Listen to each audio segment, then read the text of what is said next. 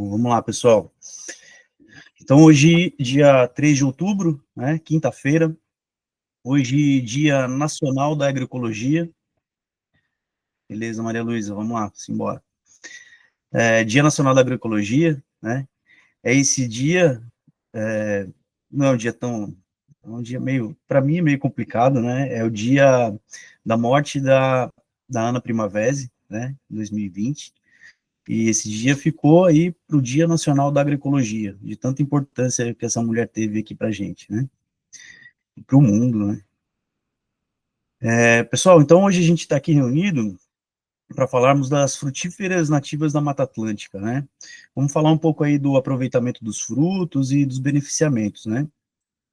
A gente vai fazer aí um breve levantamento das espécies, né, de potencial frutífero da Mata Atlântica, seus usos, seus benefícios, a importância delas na preservação ambiental. Bom, então, o bioma Mata Atlântica e os impactos ambientais. Né? Então, a Mata Atlântica ela é considerada um dos mais ricos em biodiversidade do planeta, um dos biomas mais ricos em biodiversidade. Né? O segundo maior em extensão no território brasileiro, e por consequência da ação antrópica, né, a ação do homem, esse bioma ele vem sendo desmatado, queimado, degradado, desde o período do descobrimento. Então, são 500 anos de destruição, né? Bom, nesse sentido, se torna necessário mostrar a importância e a riqueza desse bioma para o planeta e as causas da sua extinção em grande parte do nosso território. Então, para a gente lembrar quem são os biomas, né, no nosso país aqui, então, a Mata Atlântica é um dos mais importantes, né, biomas brasileiros, juntamente com a Amazônia, né, a Caatinga, o Cerrado, o Pantanal e o Pampa.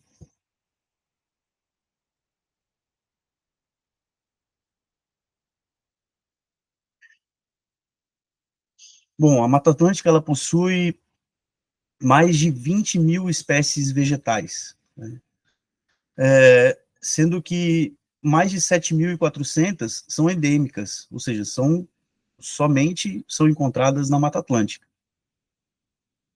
E dessas, diversas estão ameaçadas de extinção, né? Ela abrange cerca de 15% do território nacional e se estende ao longo de 17 estados brasileiros, sendo que 7 das 9 maiores bacias hidrográficas estão localizados nela.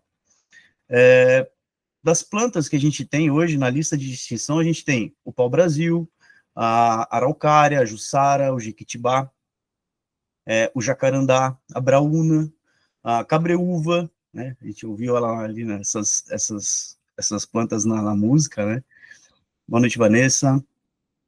Eu tenho a canela sassafrás, a imbuia, a peroba, né?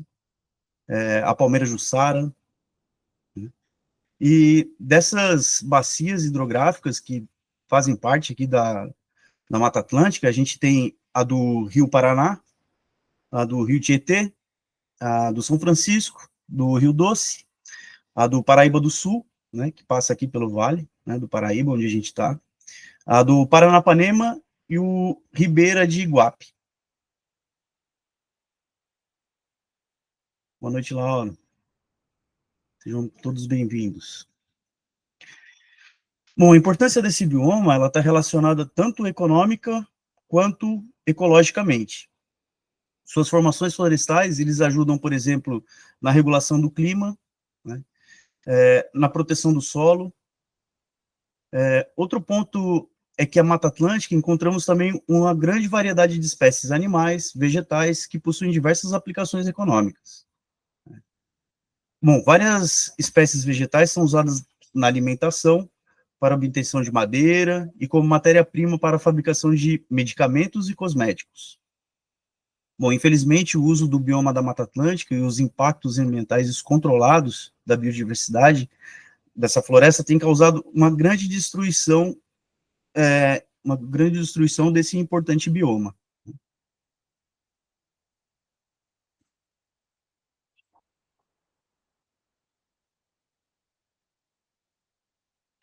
Aqui a gente tem uma foto muito comum aqui no Vale do Paraíba, né? Essa região que se estende aqui de São Paulo ao Rio de Janeiro, praticamente, né?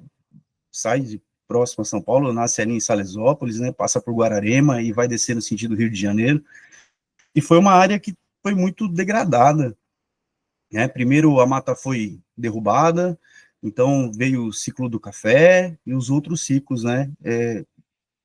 Acabando mesmo com a vegetação nativa e destruindo a fertilidade do solo. Na nossa região aqui, primeiro, logo depois de ter desmatado, veio o ciclo do café. O café era plantado de maneira equivocada, né? A gente não utilizava curva de nível, o café era plantado linhas ladeira abaixo, né? Para que as pessoas que trabalhavam no café fossem vistas de longe, né? E isso causou uma degradação muito grande do nosso solo. A matéria orgânica foi perdida rapidamente, né? Então o solo deixou de produzir café e entramos na fase da produção de pastagens para gado leiteiro.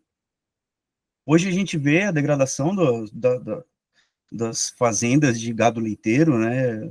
Ainda são fazendas de baixa tecnologia, pois nosso pasto tem baixa capacidade de suporte, né? A gente trabalha aqui a gente tem gramíneas que são muito resistentes a solos ácidos, pobres, né? Como a Brachiaria decumbens, né? Nossa pastagem nativa, que era o capim gordura, praticamente desapareceu. É um capim de muita fertilidade, é um capim muito bom de se trabalhar, mas ele não suporta pisoteio, e ele começou a desaparecer. Hoje a gente encontra capim gordura praticamente nas beiras de rodovia, né? Na primeira foto, a gente vê o estrago da erosão. Então, a gente tem aqui terrenos muito acidentados, né? E a erosão começa com sulcos, né? A água começa a descer e começa a arrastar esse solo, né? E depois a gente tem uma vossoroca, que é uma erosão muito grande, né? Então a gente vê ali a terra que desceu, né? Todo aquele solo perdido, todo aquele solo que foi parar ali na calha do rio, que assoreou, todos os nutrientes que estavam ali, que foram arrastados para o mar, né? Que é onde vai parar tudo que desce pelo rio, né? Então, isso aí é uma cena comum no Vale do Paraíba. A gente vê em muitos locais, né? Nós temos fazendeiros que ainda produzem leite aqui na região, e essas propriedades não têm mais árvore, né? É só pastagem mesmo, né? E essas pastagens são queimadas todo ano, né? Para manter limpo, né? É o que eles acham bonito, eles gostam de manter limpo, só com pasto, né? Então, esses animais ficam no sol o dia todo, né? É, é bem degradante, né? Esse estilo de pecuária ainda, né? Os animais, infelizmente, eles são tratados como máquinas, né? Máquinas de produção. Então, ninguém se preocupa ainda não se preocupa, né, nessa região, com o bem-estar. Mas já vem sendo falado, né, sobre bem-estar animal. Então, acredito que a gente está no caminho, né? Bom, desmatamento da Mata Atlântica, vou falar dele, né? Segundo a Fundação SOS Mata Atlântica, atualmente restam apenas 12% da floresta que existia originalmente, né? Bom, na época do descobrimento do Brasil, a Mata Atlântica era contínua como a floresta amazônica, né? Ela constituía a segunda maior floresta tropical do Brasil. Ela abrange uma área equivalente a mais de 1 milhão de quilômetros quadrados. Desde esse período, esse bioma ele vem sendo desmatado devido aos diferentes ciclos econômicos da história do país, né? Quais são os ciclos? Então, a gente começa lá primeiro com o ciclo do pau-brasil, né? Depois o ciclo do couro, o ciclo da cana-de-açúcar, o ciclo da pecuária, depois da mineração, a agricultura e industrialização, e terminamos com o ciclo da soja, que se estende até hoje. Todos esses ciclos, eles têm por trás um responsável em comum por todo o desmatamento, né, que é o ser humano. Bom, em 1988, a Constituição Federal, ela reconheceu a Mata Atlântica como um patrimônio nacional. em 2006 apenas, foi aprovada a Lei da Mata Atlântica, que regulamentou regulamentou a proteção e o uso dos recursos da floresta. É evidente que o desmatamento e o mau uso da terra do bioma Mata Atlântica leva hoje a uma grande preocupação para a manutenção da vida animal, vegetal e humana. Atualmente é necessário e urgente, né, a restauração dessas áreas e o uso consciente dos recursos. São muitas as riquezas existentes nesse bioma e muitas frutas nativas que podem ser exploradas de modo sustentável. Bom, eu tenho um vídeo bacana, né, que a gente vai passar.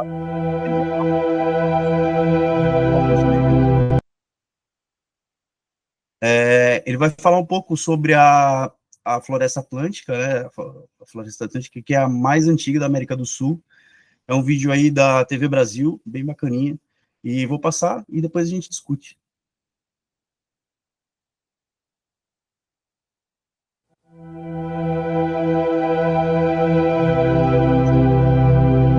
Se ao menos um pedaço desse chão pudesse falar, contaria histórias de milhões de anos, século após século, estendendo suas raízes por toda parte.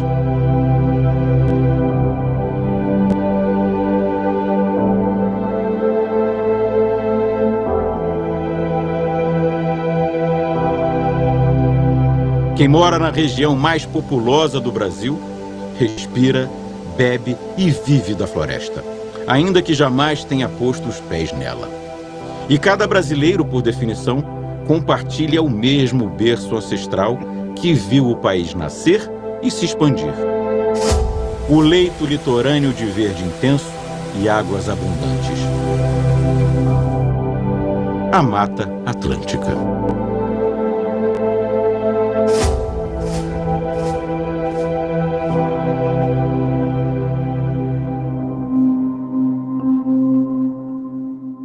Foi após a extinção dos dinossauros, há 66 milhões de anos, que a movimentação da Terra partiu em dois o território que hoje corresponde à África e à América do Sul, separando-as pelo Oceano Atlântico.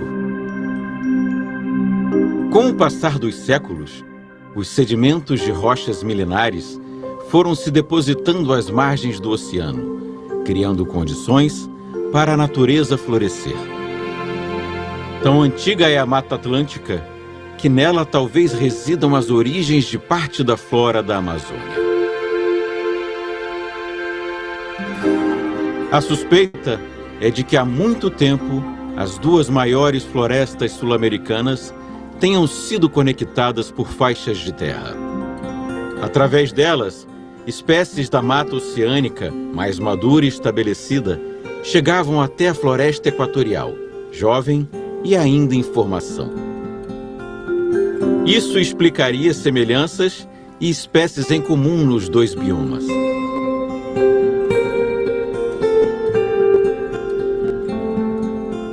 Foram os períodos de frio intenso que romperam a conexão entre as florestas, restringindo-as a alguns trechos isolados em meio à caatinga e ao sertão.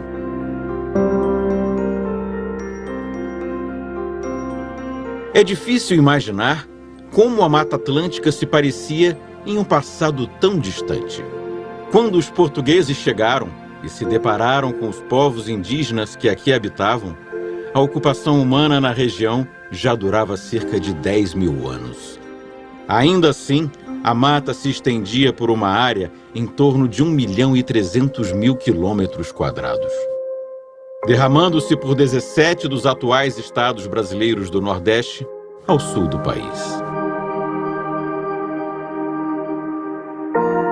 Se o lento caminhar das eras foi um fator decisivo para o nascimento de uma floresta rica e impressionante, certamente não foi o único.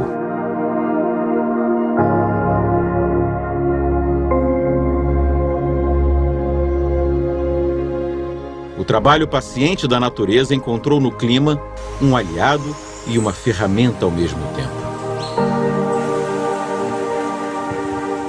Os ventos associados à morna umidade oceânica garantem chuva por quase o ano todo, em boa parte da mata. sobretudo na área mais próxima do litoral, onde pode chover mais de 4.000 litros de água por ano em cada metro quadrado.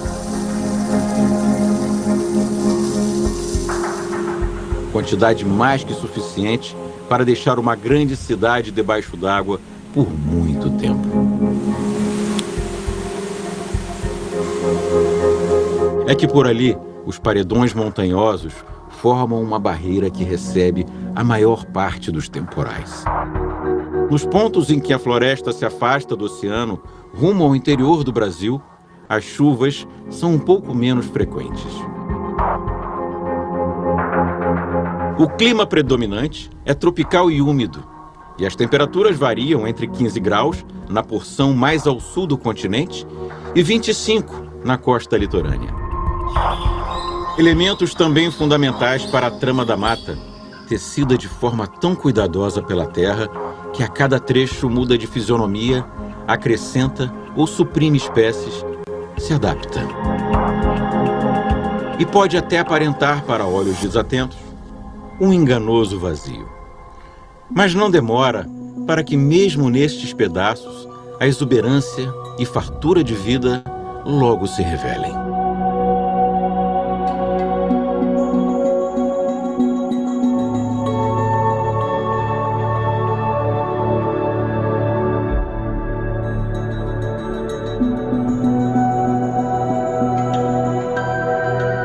Se o clima, o relevo e milênios de sutis, mas inevitáveis movimentos na crosta terrestre foram cruciais para a existência de uma floresta tropical tão única, o solo é um assunto à parte.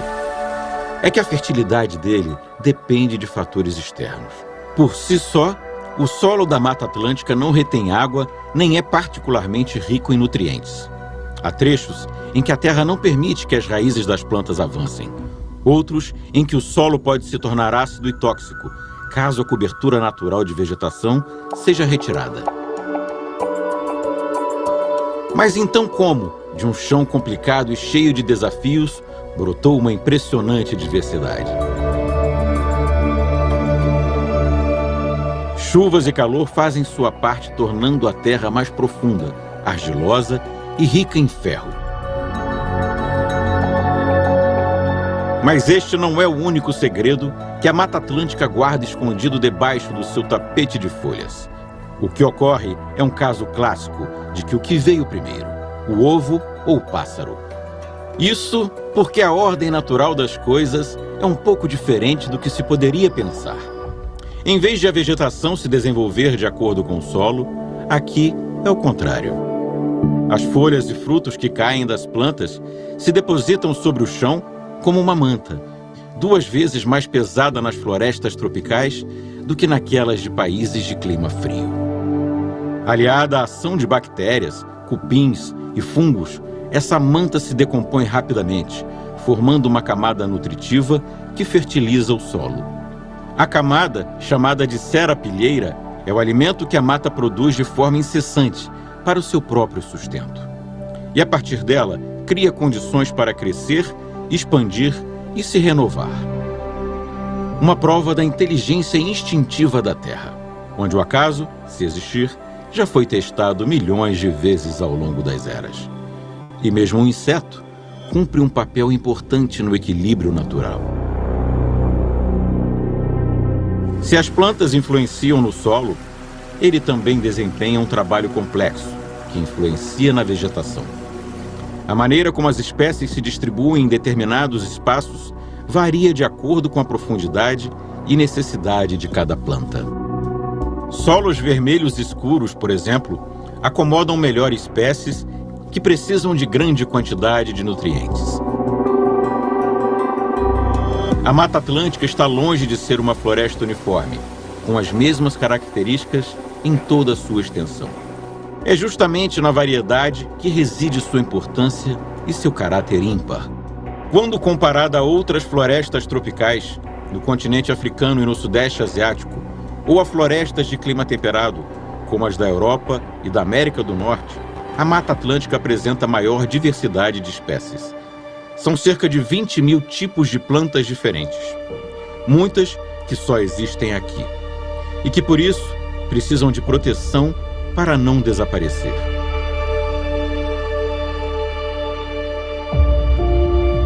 A história do Brasil está inegavelmente atrelada à Mata Atlântica e sua vegetação.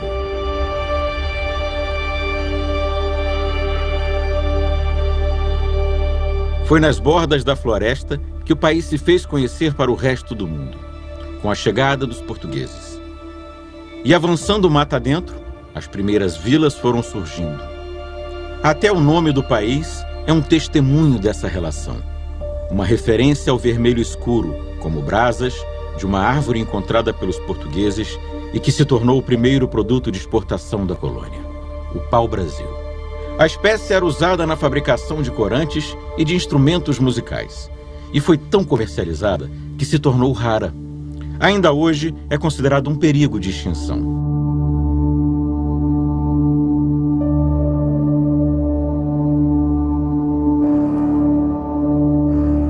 Outras plantas também correm perigo, apesar dos esforços de preservação.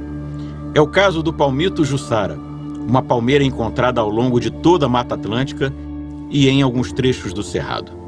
Por ser uma árvore de crescimento lento e servir de alimento a diversos animais, o caminho até que a espécie deixe de ser considerada vulnerável ainda é longo.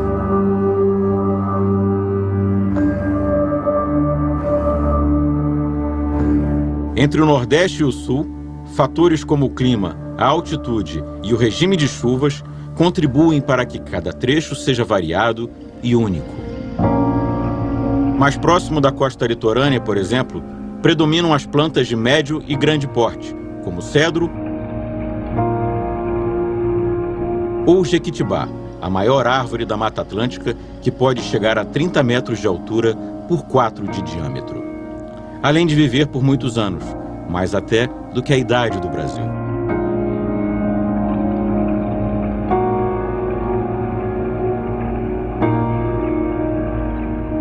Quanto mais se avança rumo ao interior, a floresta vai ficando menos densa, com plantas espaçadas. A altura das árvores é um pouco menor e espécies como a jabuticabeira são facilmente encontradas. Na primavera e no verão, a árvore fica assim, carregada de frutos. Mas quando o frio chega, trazendo a estiagem, ela perde parte das folhas como uma defesa natural para atravessar a falta de chuvas. Diferentes tipos de ervas, arbustos e flores podem ser encontrados em todas as partes da floresta. Mas à medida que a vegetação vai subindo pelas encostas montanhosas, elas se tornam as protagonistas, adaptadas que são a solos mais ricos e ventos cortantes. Bem no alto dos morros, a mais de 1000 metros acima do nível do mar, onde as nuvens quase tocam o chão e a umidade ainda é maior pelo deslocamento das massas de ar vindas do oceano,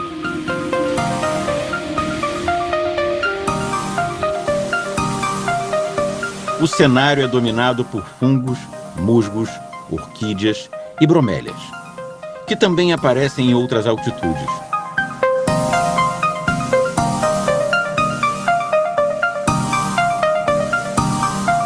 E que, devido ao seu formato, pode acumular água dentro de si e criar um ambiente acolhedor para pequenos animais.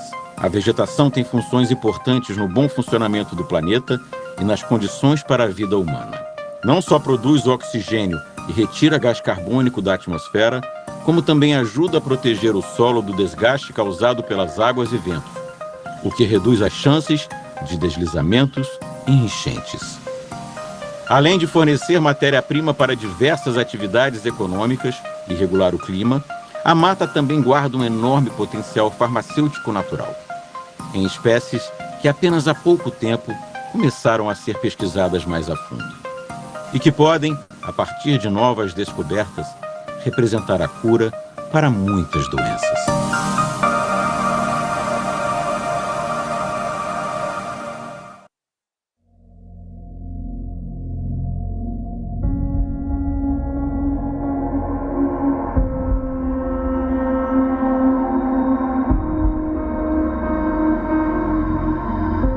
Uma floresta diversa certamente abriga uma fauna variada e peculiar. E os números não mentem. Nela vivem cerca de 850 espécies de aves, 370 de anfíbios, 200 de répteis, 270 de mamíferos,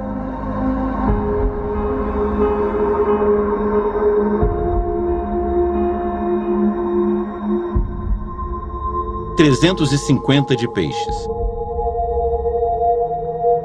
Isso sem mencionar os milhares de insetos que auxiliam na polinização das plantas.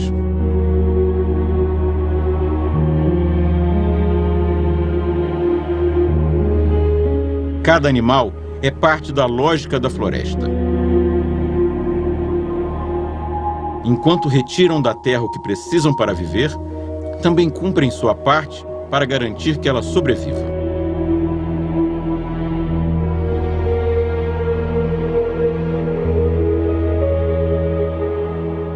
Os coatis, por exemplo, são bons para espalhar sementes dos frutos que consomem, o que vai originar novas árvores.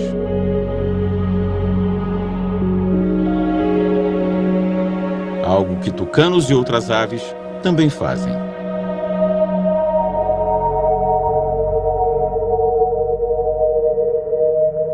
Serpentes como a boipeva, por sua vez, ajudam no controle populacional de anfíbios, que servem de alimento para ela. A aparência é propositalmente ameaçadora. O padrão das escamas, semelhante às cascavéis e jararacas, serve para enganar possíveis predadores e dar a ela uma vantagem na luta pela sobrevivência. Apesar de não possuir veneno nem a capacidade de matar por asfixia, a boipeva é agressiva e pode morder. Na dúvida, é sempre melhor observar de uma distância segura. De forma geral, animais se escondem ao perceber a aproximação de um elemento estranho na mata, feito um visitante humano. Mesmo os grandes felinos, como as onças, costumam ter hábitos um tanto solitários e cuidadosos, evitando o confronto quando possível.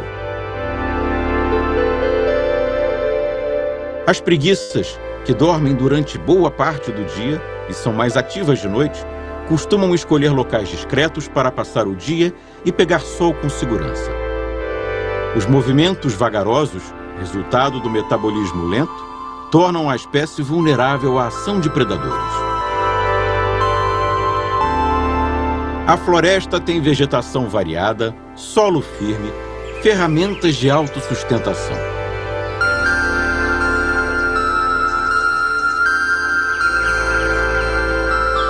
Do que mais se pode necessitar? De água. –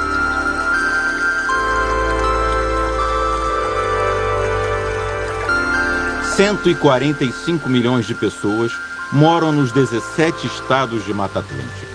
E ainda que jamais tenham posto os pés na floresta, é a partir dela e de seus recursos que tiram condições para viver. Não apenas a água que sai das torneiras e lava a roupa ou mata a sede, mas também a que gera energia elétrica para as atividades do dia a dia, que alimenta as lavouras, faz crescer o pasto, engorda os bichos e cultiva comida para a mesa de milhões. Já na primeira carta destinada ao rei de Portugal, após o desembarque no Brasil, as águas doces do Novo Mundo foram elogiadas, como um sinal da fertilidade da terra, que em se plantando, tudo dá. O deslumbre não foi à toa.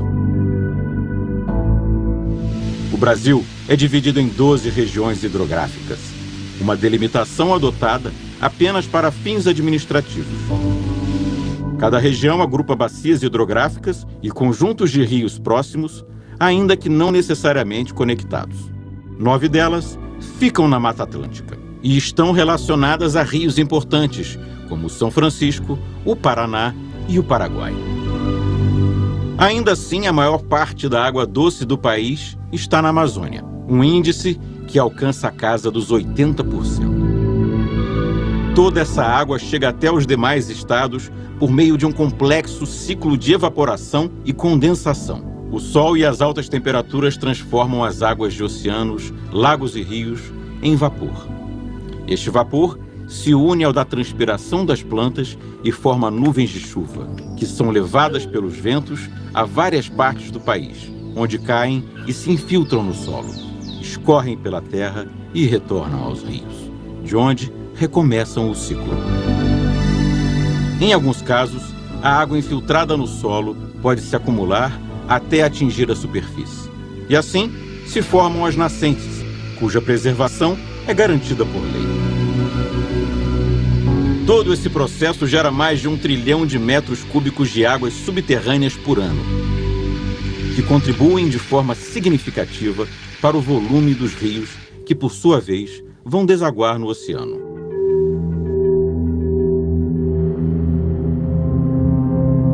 No caminho, parte dessa água é empregada em diferentes usos, e é neste ponto que as atividades humanas podem impactar na sua qualidade.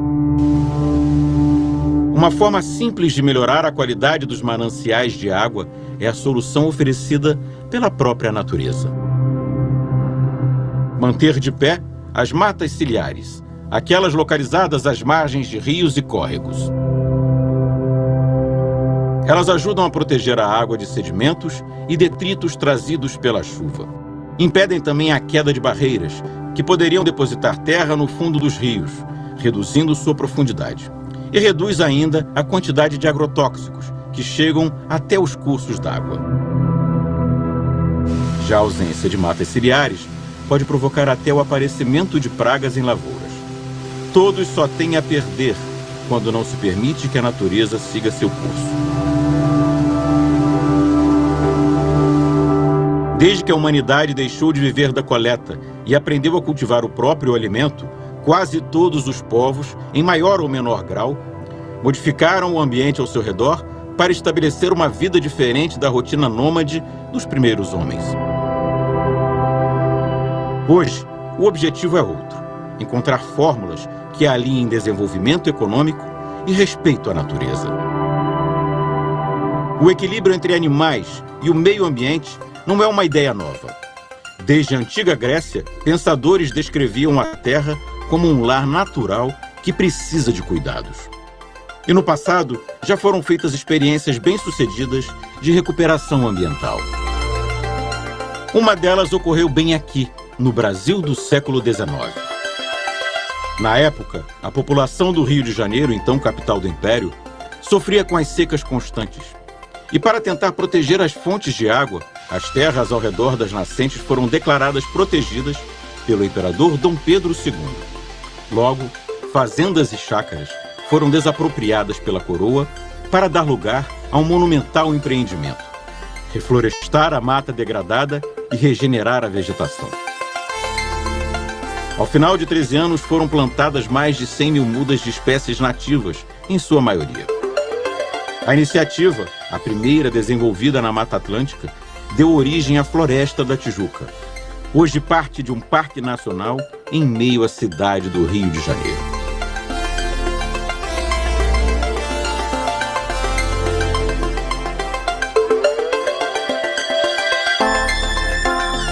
Um oásis verde na agitação da metrópole, e que ainda guarda vestígios das alterações feitas pela mão humana.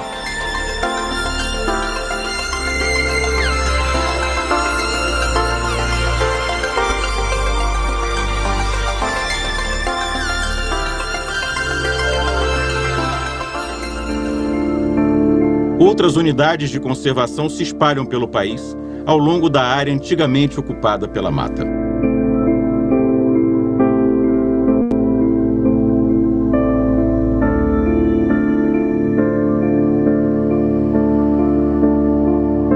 E não faltam esforços para recuperar ao menos parte da grandeza perdida. Como um sinal de que as coisas ainda podem mudar, um simpático jabuti-tinga se aproxima. A espécie não era vista na Floresta da Tijuca havia mais de 2 séculos. Uma ausência muito sentida. Jabutis são bons dispersores de sementes e ajudam as plantas a se disseminar pela mata. Trazer o animal de volta foi resultado de muita pesquisa e observação por parte do projeto Refauna, que há mais de 10 anos reintroduz na floresta espécies há muito desaparecidas. O mundo mudou desde a época colonial. A tecnologia e o conhecimento acumulados nos últimos séculos podem hoje ser postos a serviço da natureza. E a Mata Atlântica se tornou uma joia a ser preservada.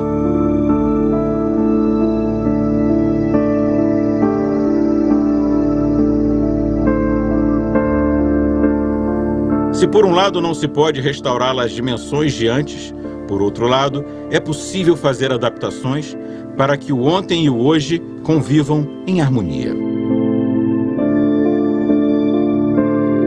E assim, assegurar um futuro verde e cheio de histórias a todos aqueles que compartilham deste chão e desta origem.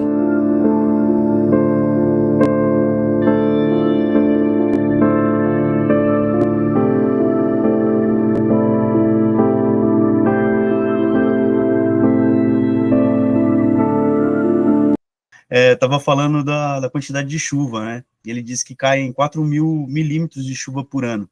É uma das regiões que mais chove no mundo, né? Junto com essa chuva, nossa região toda aqui, Vale do Paraíba, Alto Tietê, Litoral Norte, é a região que mais recebe raios no mundo todo. E a importância dos raios, né?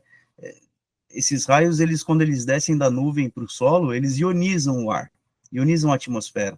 Isso transforma os nutrientes que estão na atmosfera, que estão soltos ali. E esses nutrientes ionizados, eles descem para o solo, principalmente o nitrogênio e outros nutrientes. Isso aí é uma adubação natural. Então, quando chove, além de água, está descendo um adubo natural para as plantas. Por isso a gente tem uma floresta tão exuberante, uma coisa tão viva, uma coisa tão rica nessa região, né? Essa quantidade de chuva, ela causa um intemperismo. Então, o nosso planeta, ele é rochoso, ele é um planeta rochoso, e a quebra, né, dessa rocha, com a chuva, com o vento, com o sol, com os raios, ela forma o solo. Então, daí a grande importância da gente evitar a perda desse solo, evitar a erosão, né?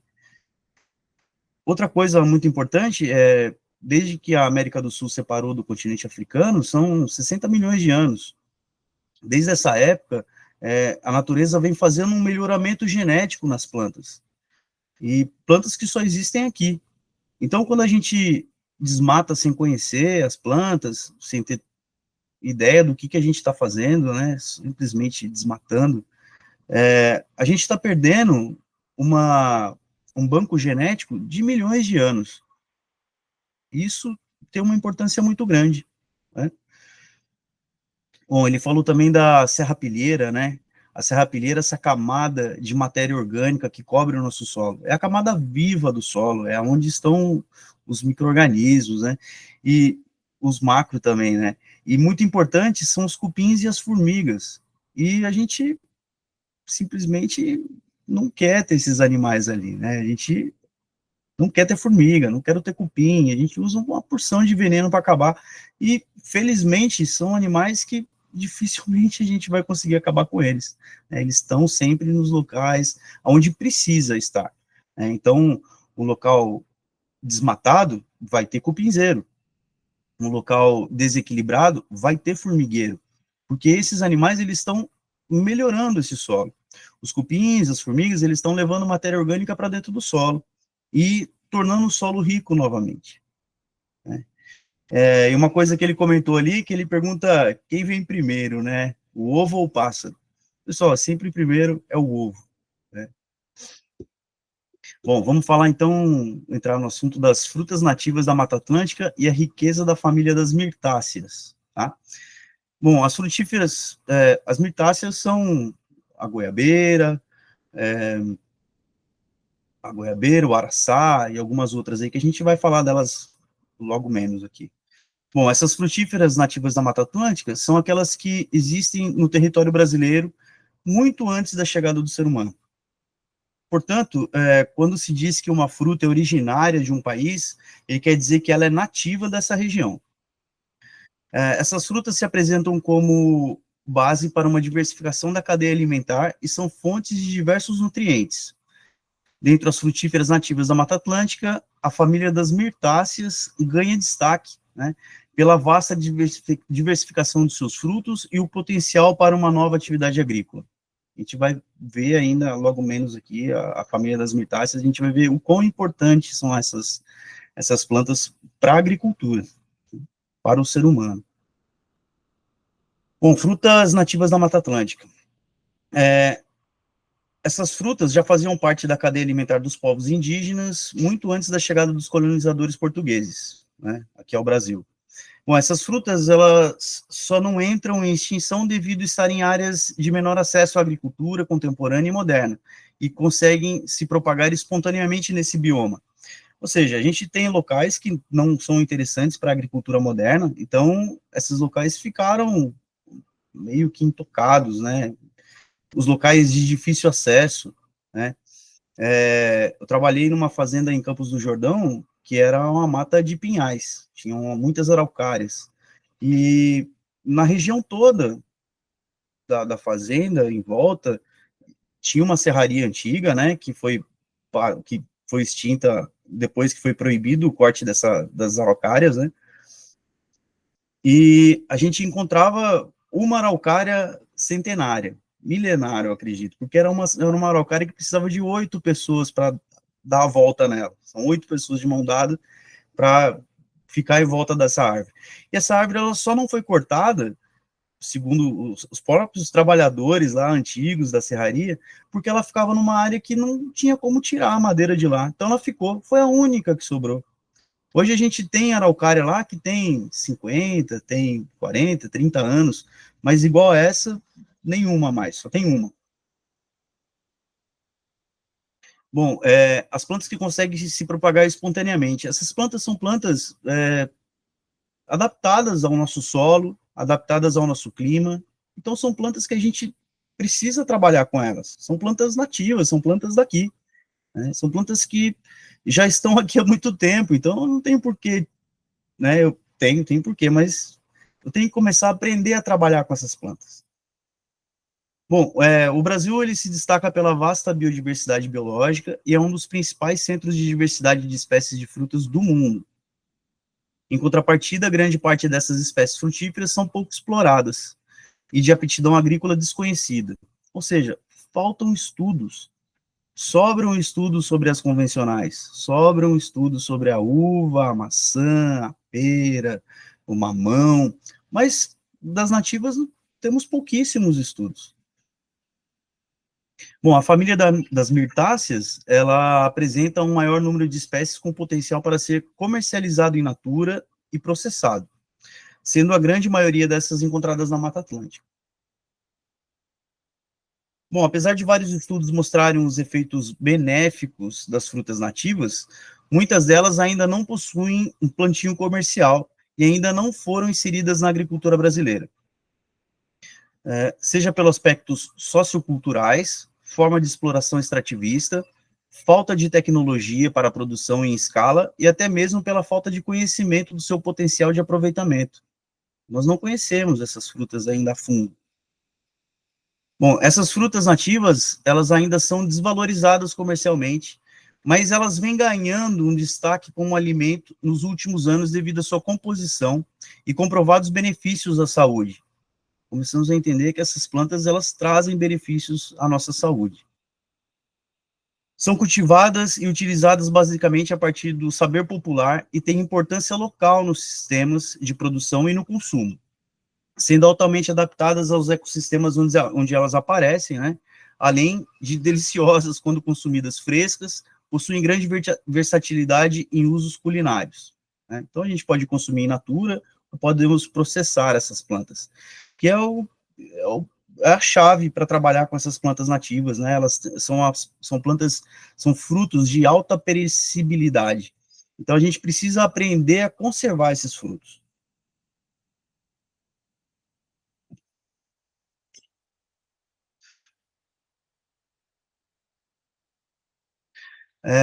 No sentido culinário, tem mais um videozinho curtinho aqui, esse é bem curtinho, ele vai falar de uma das frutas, de uma dessas mirtáceas, né? Então a gente vai acompanhar ele aqui agora. Vamos ver se eu consigo dar o play.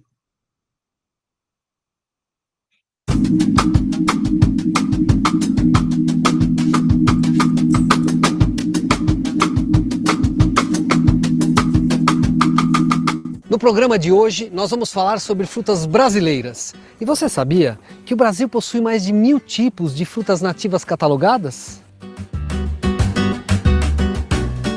Muito bom te ter aqui. Obrigado por receber a gente. E contar um pouco dessa nova história do balaio, dar graças às estações, às épocas, e trabalhar com diversidade. Se tem amora, vamos cozinhar amora. Se tem caju, vamos cozinhar caju. Se tem brócolis e se tem pepino... E eu vi no seu cardápio que essa época aqui, eu acho que é a época de uvaia. É uma fruta que a gente não encontra com facilidade, mas ela é extremamente saborosa e totalmente brasileira. É super instigante, ela tem acidez, tem doçor, tem uma certa astringência, assim, e tá na época. A nossa uvaia, assim como outras dezenas de frutas nativas, vem do Sítio do Belo. Aqui no Sítio do Belo a gente tem mais de 60 espécies plantadas. Nas questões dos ingredientes brasileiros, existe uma variedade que não existe em outro país do mundo, não existe em outra região. Você tem uma possibilidade de usar a criatividade para conseguir sabor de forma animal, de forma absurda. Tudo lá em cima são flores de jaracateá, né? Então todo esse talhão aqui é gabiroba. Isso aqui é cambuci, isso é uma árvore de cambuci. O cambuci é um caso clássico que é endêmico da Mata Atlântica de São Paulo, podia ser o símbolo do estado de São Paulo, sim. Só tem aqui. A ideia de você plantar tudo junto é você ter um subbosque que também tenha preservado a questão do solo. Então mesmo apesar desses 3 meses de seca que a gente teve... Você tem embaixo aqui umidade, né? Você tem umidade e você tem massa orgânica que acaba funcionando como uma recuperação do solo. O plantio de frutas nativas pode ser uma ferramenta, pode ser uma alternativa para reflorestamento. E onde eu tenho o quê? Economia de água, ou seja, eu tenho recuperação de água, recuperação do solo, recuperação da fauna que volta a ficar andando por aqui, nesse sentido. Essa aqui é a árvore de uvaia. A uvaia foi o que o chefe Rodrigo pediu e encomendou para a gente levar para ele lá. Né, a uvaia é espetacular, né? É uma nativa, né? É nativa da Mata Atlântica, Atlântica Mata Sudeste e Sul. Sul e Sudeste. Né? Sul porque ela resiste à geada, então lá no Sul você consegue plantar e resiste à geada.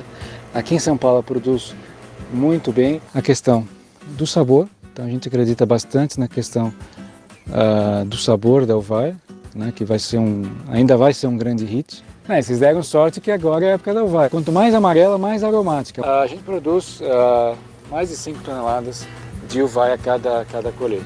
E a uvaia, ela tá bem gostosa, docinha, e a gente vai colher para levar para o Rodrigo Oliveira. O chefe vai fazer um prato pra gente.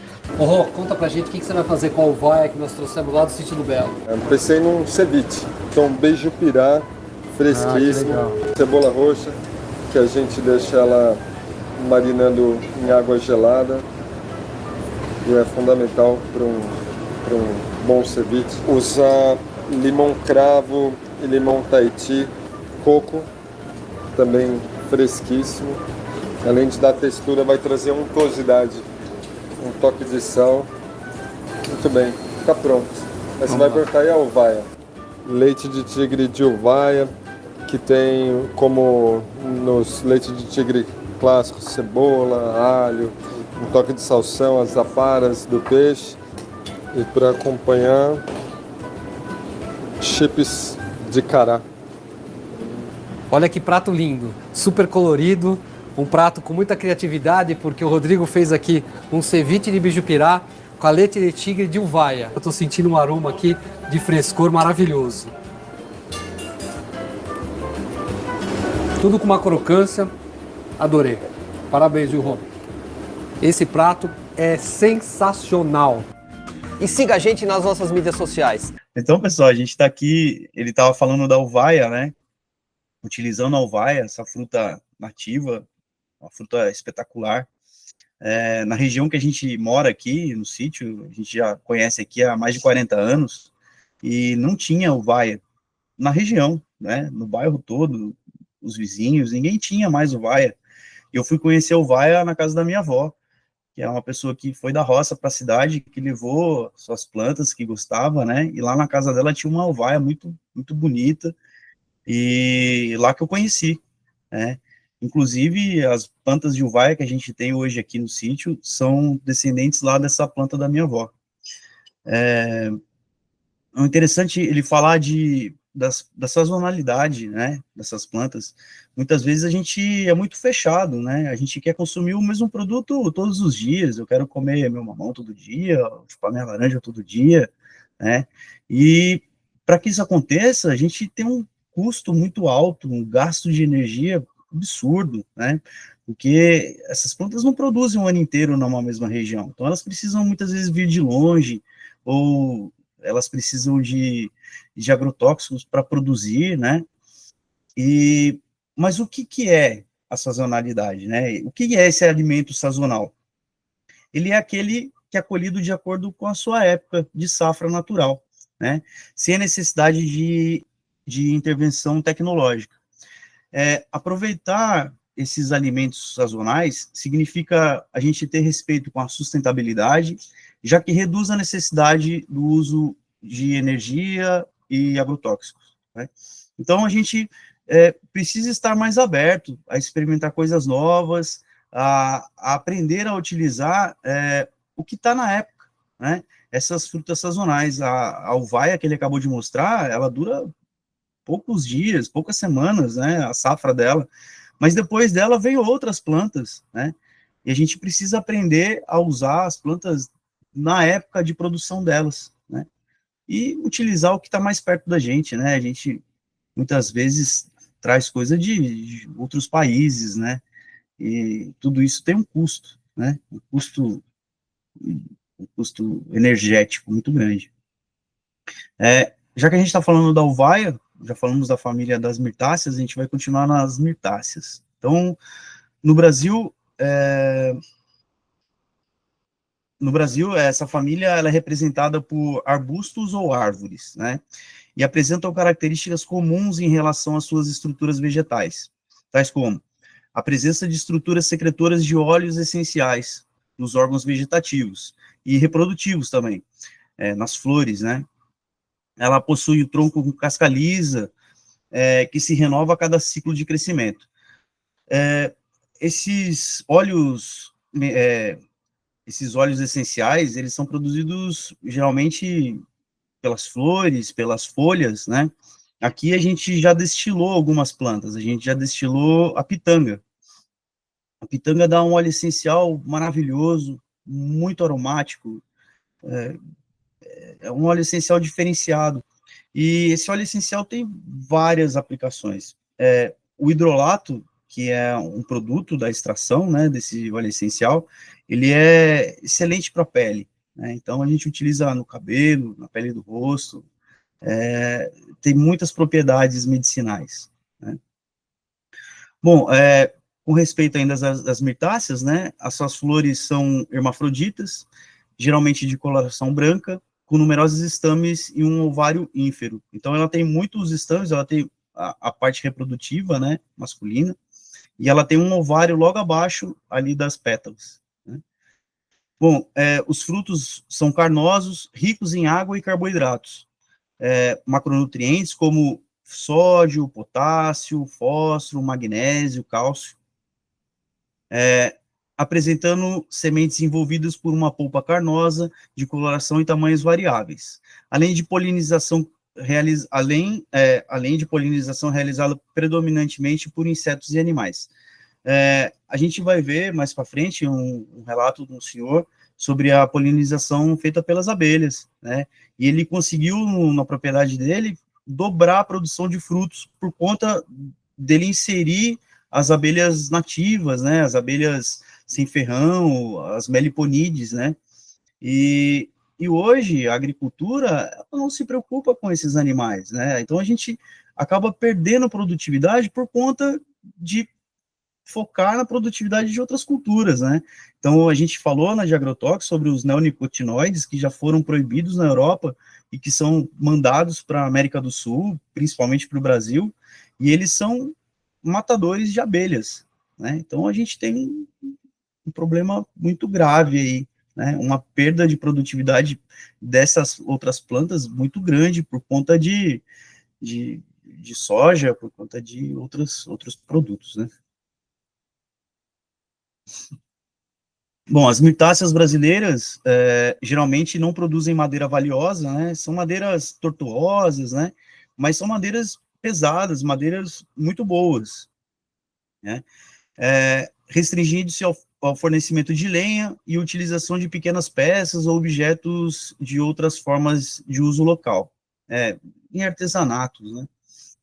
Bom, em contrapartida, essa família é uma das mais conhecidas devido ao potencial tecnológico de espécies nativas, com frutos com condições para industrialização, devido ao seu rendimento em polpa, aroma característicos, compostos fitoquímicos com propriedades antioxidantes. Muito importante as propriedades antioxidantes, né? Nossas células, elas produzem radicais livres com a respiração celular, com a célula vivendo, ela vai produzir seus excrementos, né, seus radicais livres. E esses antioxidantes retiram esses radicais livres do nosso corpo. Então, eles auxiliam no rejuvenescimento celular. Muito importante para o corpo. Bom, muitas são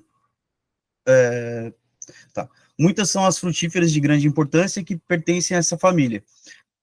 Família das mirtáceas: jabuticaba, pitanga, grume-chama, uvaia, gabiroba, entre outras. E a gente vai falar especificamente de cada uma, né? Essa última referência foi uma referência do senhor Henry Lorenzi, do senhor Henry Lorenzi, né? O Lorenzi, eu sou fã do senhor Lorenzi, né? Desde a época da universidade que eu conheci. E ele é um engenheiro agrônomo, ele já trabalha com catalogar plantas já há mais de 50 anos, né? E eu tenho vários livros do Lorenzi, né? Eu vou mostrar para vocês aqui. Esse aqui é o Plantas Medicinais, né? Vamos ver se eu consigo mostrar. Vai ser difícil, não tá pagando aqui. Plantas Medicinais, Frutas Brasileiras, muito bacana esse livro aqui também. Plantas espontâneas, ele chama de plantas daninhas, porque ele é agrônomo, né? Mas a gente já entendeu que são plantas espontâneas. Um livro sobre as plantas que nascem aí espontaneamente nos campos. O Manual de Plantas Espontâneas, é um manualzinho de campo. A gente tem Plantas Ornamentais, um livrão bem bacana. E a gente tem mais 3 volumes do Árvores Brasileiras. Fora esses aqui que eu tenho, ainda tem outros livros, né? Todos são do Instituto Plantado. E existem outros também. Tem o de punks e tem outros livros também. São livros excepcionais. A qualidade é muito boa, com fotos, e o livro é completo, muito bom, vale a pena. Quem quiser investir, vale a pena. Lá, Instituto Plantado, o senhor Henry Lorenzi. Aí eu trouxe ele aqui, é uma pessoa que está viva ainda, né, fazendo o seu trabalho. Ele tem um local que ele recebe as pessoas lá no Instituto Plantado, e a gente vai ficar sabendo um pouquinho da vida dele aqui. Ele vai se apresentar, né? Vou colocar para vocês aqui.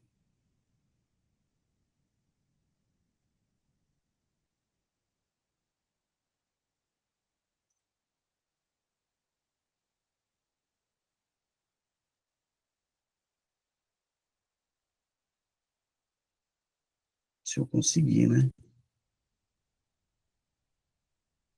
Não consegui para outro.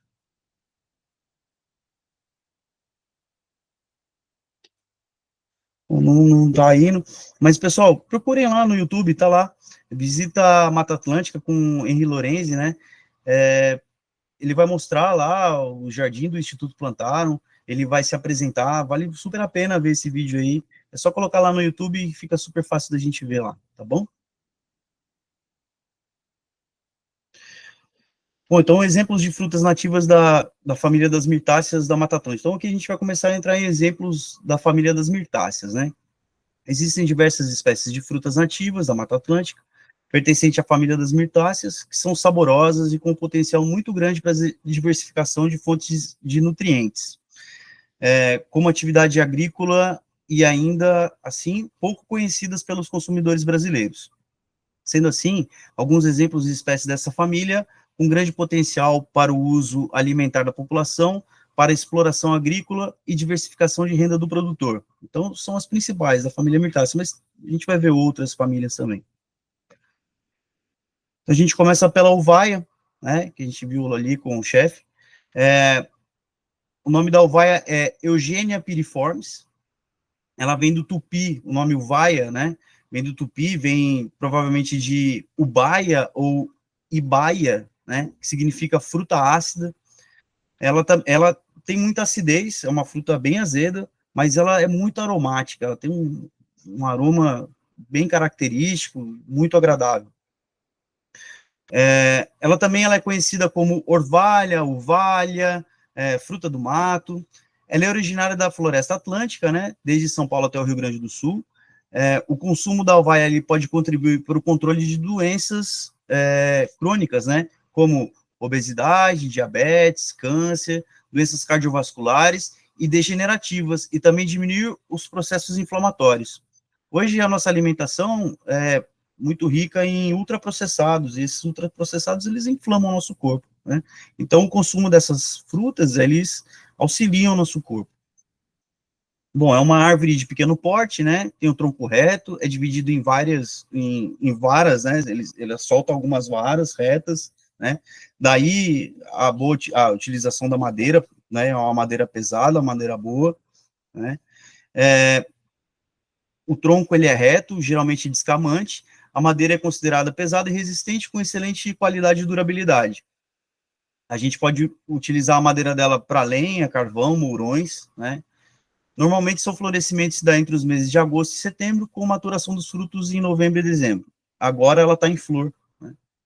Bom, as sementes apresentam baixa longevidade e a semeadura deve ser realizada logo após a coleta. Elas são, portanto, sementes recalcitrantes, né? São sementes que não toleram a perda de água. Elas precisam ser plantadas o mais rápido depois de ser despolpada, né? Então, a família da mirtácea, todas vão ser nesse mesmo ritmo. A gente tem aí, depois da despolpa, 20, 30 dias no máximo para colocar essas plantas para germinar, essas sementes aí para germinar, né?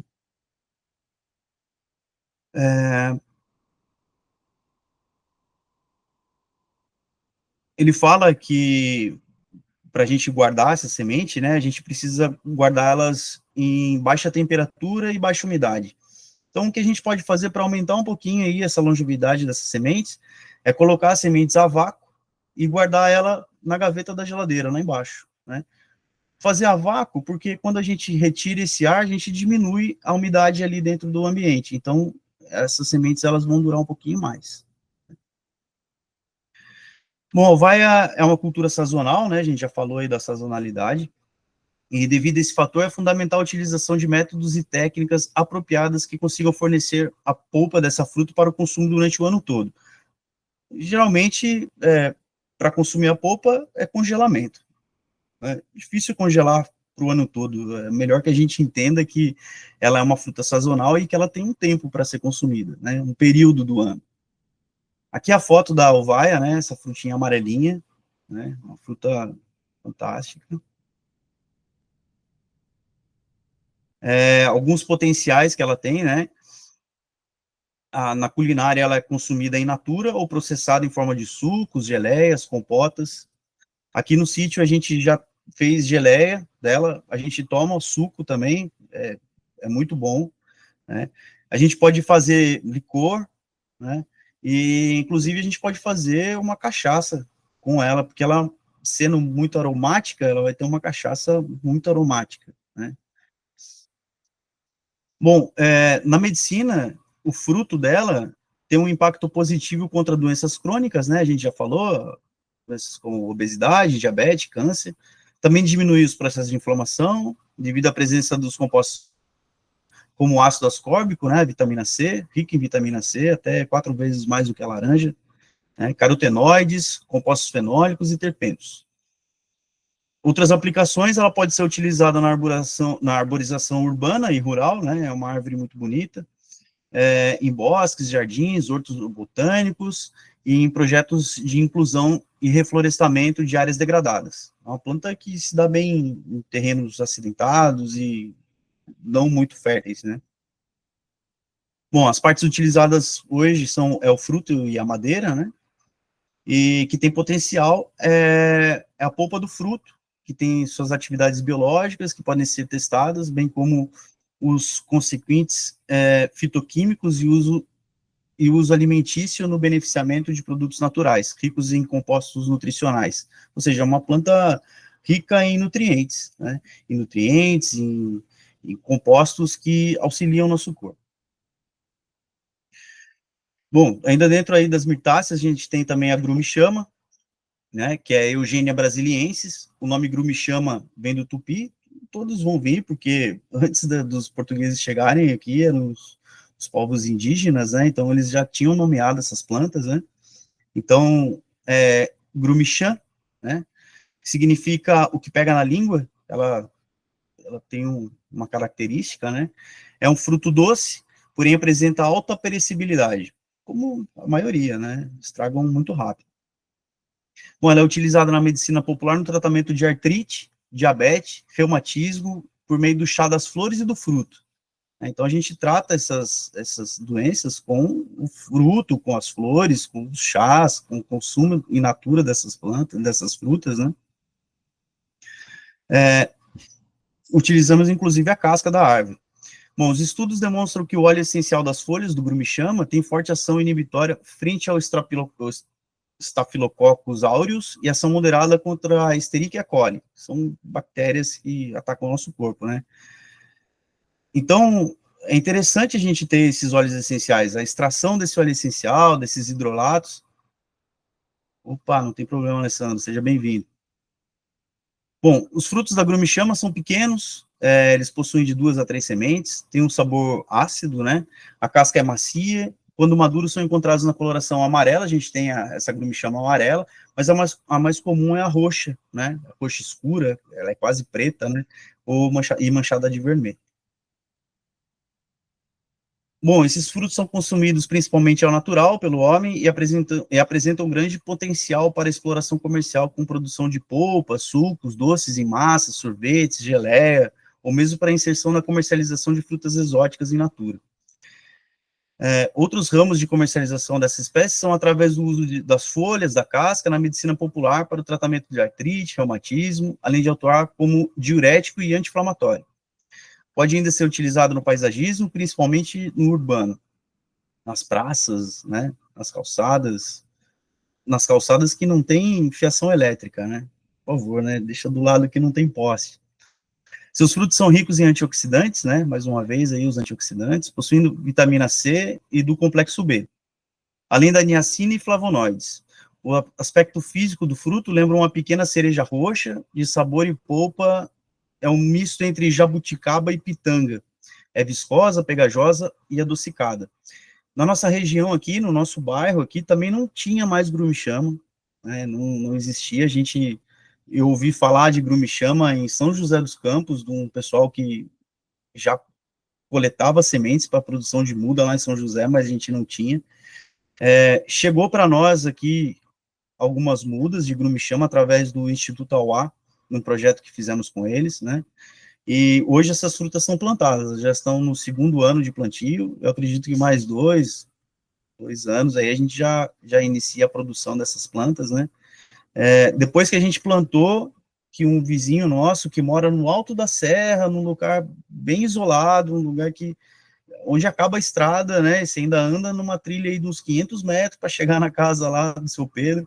A gente descobriu que São Pedro tem algumas árvores nativas lá no meio da serra, lá escondidas lá, de grumichama, né? Mas aqui na região mais populosa, que são 3 ou 4 casas por alguns quilômetros quadrados, né, a gente já não tinha mais a presença dessa árvore. Aqui são as fotos da grumichama, né, esse frutinho pretinho. Uma árvore muito bonita, uma folha muito bonita, brilhante, e um fruto muito bacana, muito bonito, muito gostoso. Bom, temos também a gabiroba, ainda tudo dentro das mirtáceas. A campomanésia, né? Ela é encontrada nos biomas do Cerrado também, né? Também aqui na Mata Atlântica. Ela é popularmente conhecida como gabirobeira, né? Eu conheço como gabirobeira, guariva, guavira, né? Guariba. Bom, essa frutífera se adapta em condições adversas e solos pouco férteis, né? Se ela nasce nos solos do cerrado, são solos com alto teor de alumínio, acidez elevada, né? Então são solos pouco férteis e essa planta se desenvolve bem nesse tipo de solo. Ela pode atingir até 20 metros de altura, com diâmetro variando de 30 e 70 centímetros, a copa é arredondada, o fruto de coloração verde enquanto imaturo e amarelo alaranjado quando maduro. Ela tem um sabor adocicado. A propagação é feita principalmente através de sementes, né? Porém, devido ao comportamento recalcitrante da semente, novamente, sementes recalcitrantes, após os 30 dias de armazenamento, as sementes se tornam inviáveis. Bom, aqui ele fala que, em virtude de ser um fruto suculento, né, de sabor adocicado, com grande quantidade de polpa, a gabiroba, ela vem ganhando destaque como potência no setor alimentício, né? Esse destaque se deve ao seu consumo in natura, tanto quanto para processos agroindustriais, através da produção de polpas concentradas, né, congeladas, sorvetes, geleias, bebidas artesanais, sucos, doces, licores, bebidas lácteas, eles usam também junto com iogurte, né. Bom, outros usos da gabirobeira são no setor marceneiro e de reflorestamento e paisagismo, né. Planta super bacana também, produz super fácil, super bonita, né. Tá aqui as fotinhas dela. A gente chega na jabuticaba, que é a Myrciaria cauliflora, né? A gente tem mais uma aí, a gente vai falar das duas. É popularmente conhecida como jabuticabeira paulista, né? Ou jabuticabeira sul, poema, né? A Myrciaria e temos também a Myrciaria jabuticaba, que é um outro tipo de jabuticaba que é conhecida como jabuticaba sabará, né? A gente tem esses dois principais e depois a gente tem aí uma hibridação, a gente tem a jabuticaba híbrida, né? Mas principalmente a gente tem então a jabuticaba paulista e a sabará. Bom, é uma frutífera nativa da Mata Atlântica, ela é daqui da nossa região. Ela é encontrada principalmente nos estados de Minas Gerais, Paraná, Espírito Santo. Tem alguns locais do Centro-Oeste que plantam também, Mato Grosso, né, no Goiás. A origem do seu nome, do Tupi-Guarani, os índios chamavam ela de iapoticaba. O significado é fruta em botão. Bom, é uma fruta rica em compostos fenólicos, né, principalmente as antocianinas, né. Essas antocianinas são aquele pigmento roxo que a gente vê em algumas frutas, né, na amora, na casca da jabuticaba, né, são muito importantes para o nosso corpo, né. São antioxidantes muito potentes, né. De acordo com Silva, essa fruta ela pode promover benefícios à saúde, como redução de doenças cardiovasculares, doenças do coração, diabetes, câncer, com efeito protetor contra danos hepáticos, né, protege o fígado e gástricos, né, do estômago, degradação do colágeno, ou seja, diminui nosso envelhecimento, né, envelhecimento principalmente da pele. Cabe ressaltar que a fruta também melhora o desempenho cognitivo, melhora o nosso cérebro, né, e a ocorrência da jabuticaba em vários estados do Brasil, com destaque para os estados da região sudeste. Desempenho cognitivo, né, a gente viu na aula de agrotóxicos que a gente tem bebido agrotóxicos, né, e esses agrotóxicos, grande parte são neurotóxicos, né, eles atacam o nosso sistema cognitivo, né, nossos neurônios, e essas frutas, elas têm condição de retardar ou diminuir esses efeitos problemáticos causados pelos agrotóxicos, né. Então, o consumo dessas frutas é muito importante, né, para a nossa vida. A principal forma de obtenção de mudas ainda é através de sementes, né, a produção ela se inicia de 8 a 12 anos, é um período longo, né, e a gente tem como diminuir esse período, né. Bom, a propagação vegetativa, através da propagação vegetativa, né, Um problema é que essa propagação vegetal apresentou um custo um pouco maior da produção de mudas, né? Diferente de eu ir lá pôr uma semente no saquinho, esperar ela crescer, eu preciso ir lá numa planta já adulta e fazer essa muda, né? Aqui, no caso, a gente tem aqui algumas fotos mostrando um sistema de alporquia, né? No primeiro ali, no primeiro quadrinho, tem A, B, C e D, ele não mostra o anelamento, a gente precisa fazer um anelamento nesse caule, né? Retirar a casca de uma parte ali do caule, e quando a gente tira essa casca, os nutrientes que sobem da raiz ali pelo xilema ainda continuam indo até as folhas, né? E essa seiva elaborada, que é produzida rica em açúcar, né? Produzida pela fotossíntese lá nas folhas, ela retorna em sentido das raízes. Rompe ali esses vasos, esses nutrientes ali, eles se concentram e a planta emite novas raízes, né? Então a gente tem aqui do lado um galho que foi feita essa técnica e cheio de raízes pronto para ir para o saquinho, né? Ali ela ainda vai sofrer porque ela foi desmamada da planta mãe, né? Ela acabou de ser retirada, então ela precisa de um lugar com umidade boa, pouco sol, né? Bem cuidada para que ela se desenvolva, emita novas raízes e consiga ir para campo.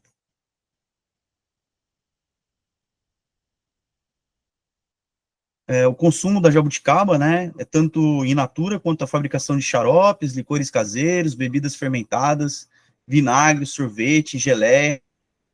Eu estava falando da jabuticaba, né, que aqui a gente faz vinho de jabuticaba. A gente utiliza a jabuticaba inteira e fermentamos ela com açúcar, né, e aí sai um vinho maravilhoso, um vinho vermelhão, cor da jabuticaba mesmo, vinho rico em antocianina, né, um vinho super especial, com gosto de jabuticaba, fantástico, tá, é bem bacana, e é super simples fazer.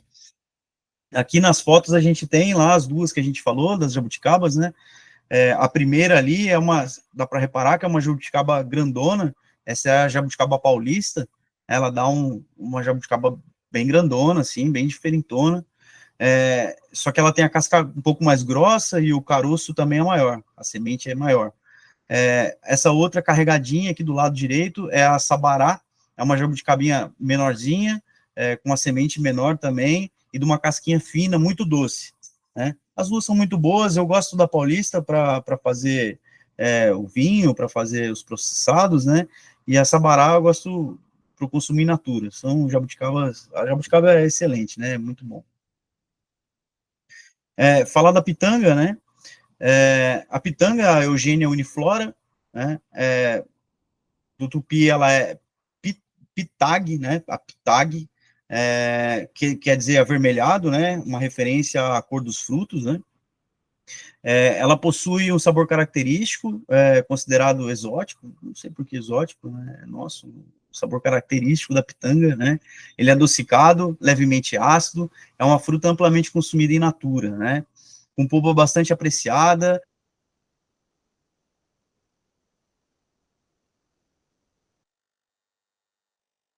Né? Outra forma de comercialização da fruta é através do uso medicinal de suas folhas, né? E a produção de óleos essenciais. A gente já comentou aqui que a gente fez já a extração do óleo essencial da pitanga, óleo essencial maravilhoso, né? Cosméticos e até de corantes, né?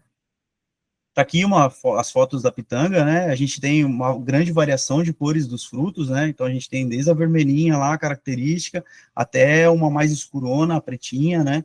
Temos a marronzinha, fantástico, é uma fruta maravilhosa. Bom, de maneira empírica, né? Não tem ainda muitos estudos, mas a gente utiliza a infusão dela. O preparado das folhas, ele é utilizado como hipertensivo, diurético, adstringente, antisséptico,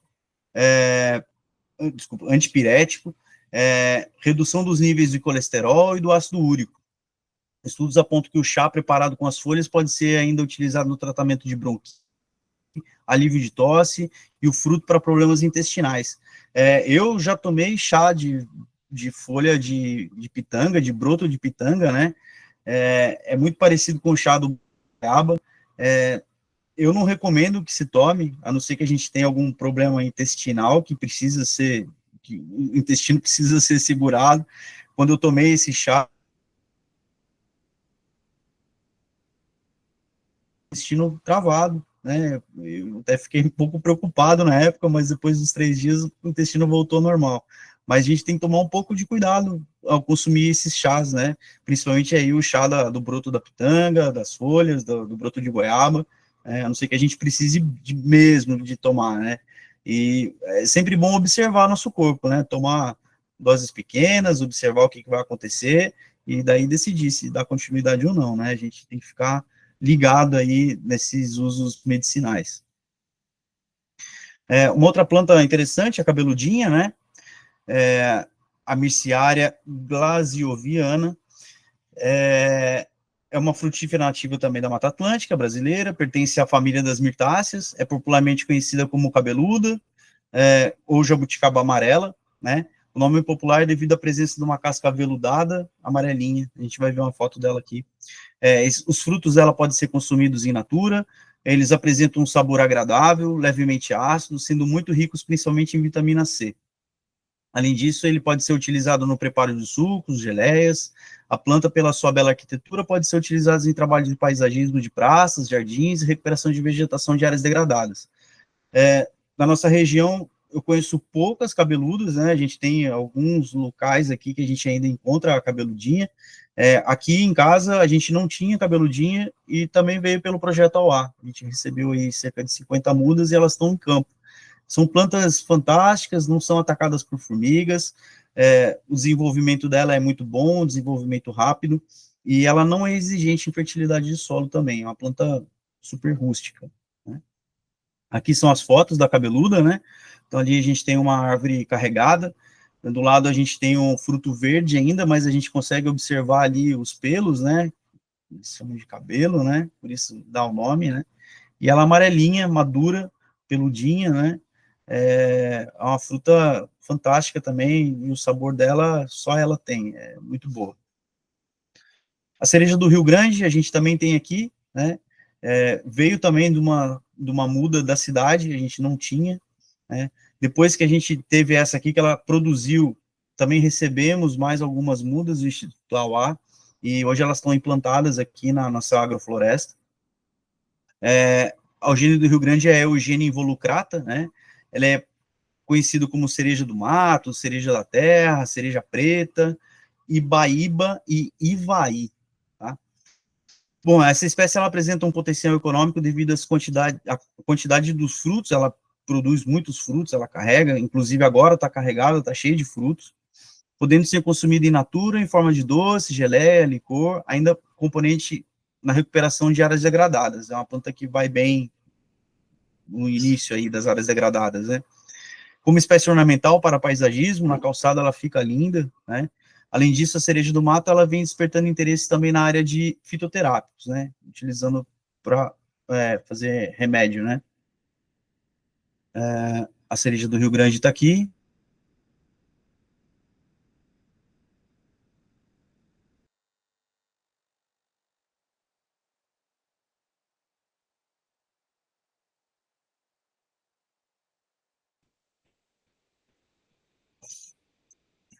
Voltou?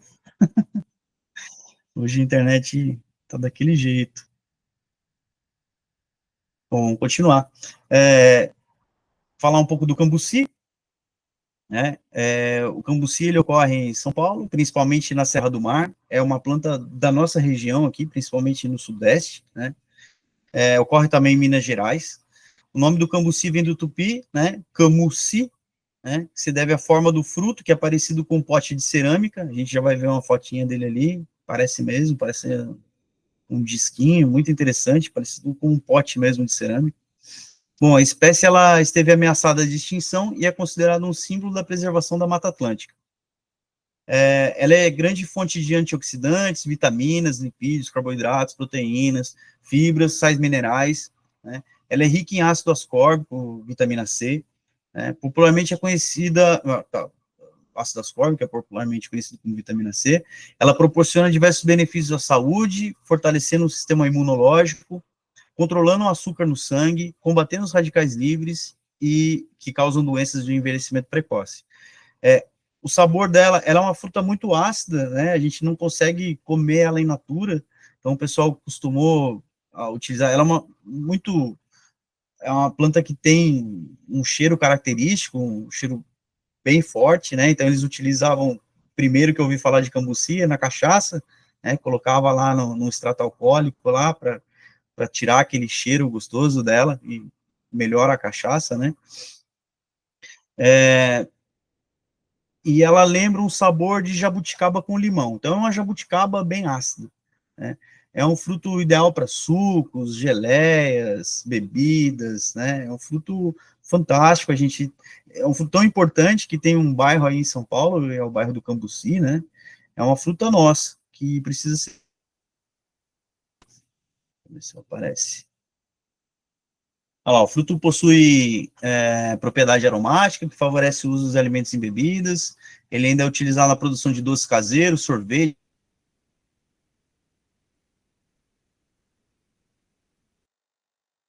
De áreas degradadas. Caiu, voltou rapidinho. O cambuci, claro que está aqui para áreas degradadas, mas o cambuci, se a gente coloca o cambuci numa área de baixa fertilidade, a gente vai ter uma planta raquítica que não se desenvolve direito e provavelmente não vai produzir. Então, se a gente quer uma planta produtiva, locais de alta fertilidade. Quanto melhor a terra, melhor vai produzir o nosso cambuci. Daí a gente tem algumas plantas, essa aqui a gente descobriu aqui em casa, a gente andando na mata, a gente se deparou com ela, que é o cambuci roxo, né? Cambuci vem do tupi também, significa galho fino, né? Eu acho que tem uma cidade em Minas que chama Cambuci, Cambuci não, desculpa, é Cambuí, né? Também ela é chamada de cambuí roxo, ou cereja preta, ameixa da Mata Atlântica. É uma fruta que a gente descobriu na recomposição natural que a gente tem aqui, ela foi transportada pelos pássaros, né? E nasce com muita facilidade, cresce relativamente rápido e produz muito bem, principalmente em áreas degradadas. A gente observou ela aqui. Os pássaros gostam muito, a gente também pode trabalhar esses frutos. É um fruto que tem um pouquinho de astringente, não é tão doce, mas ele serve para doces, sucos, então é bem interessante. A gente também tem o gerivá. Nosso gerivá também veio de fora, veio da cidade também. A gente tem uma linha aqui com 10 gerivás plantados.